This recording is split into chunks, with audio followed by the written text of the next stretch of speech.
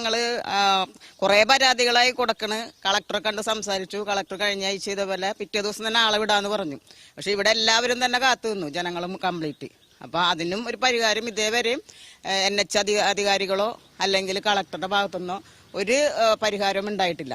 നമ്മൾ നിരന്തരം ഇതിന്റെ പിന്നാലെയാണ്. പക്ഷെ ഒരു രക്ഷയില്ല. ജനങ്ങൾ മുഴുവൻ 20 വീട്ടുകാരുണ്ട് ഈ പരിസരത്ത്. അവരെല്ലാവരും തന്നെ വെള്ളക്കെട്ടിലാണ്.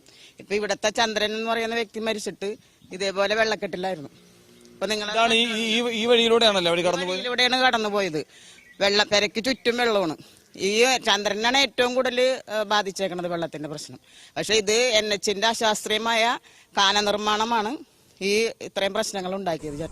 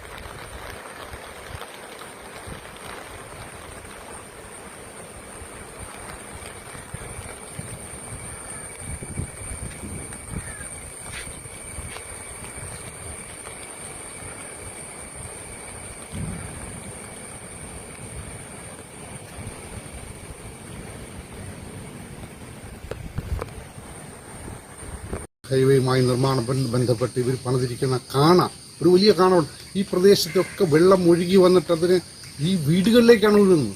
കാണയ്ക്ക് അവിടെ ഒരു എക്സിറ്റ് കൊടുത്തിരിക്കുകയാണ്. എവിടെയെങ്കിലും കണ്ടോ, ലോകത്ത് എവിടെയെങ്കിലും കണ്ടിട്ടുണ്ടോ ഒരു ജലം ഒഴുകി പോകാനുള്ള ഒരു സ്ഥലമുള്ളിടത്ത്, ഒരു പുഴയുള്ളിടത്ത്, തോടുള്ളിടത്ത്, കാണയുള്ളിടത്ത് അവിടെയല്ലേ എക്സിറ്റ് കൊടുക്കുന്നത്? അശാസ്ത്രീയമായ നിർമ്മാണമാണ് ഈ വെള്ളക്കെട്ടിന് ഏറ്റവും പ്രധാനപ്പെട്ട കാരണം.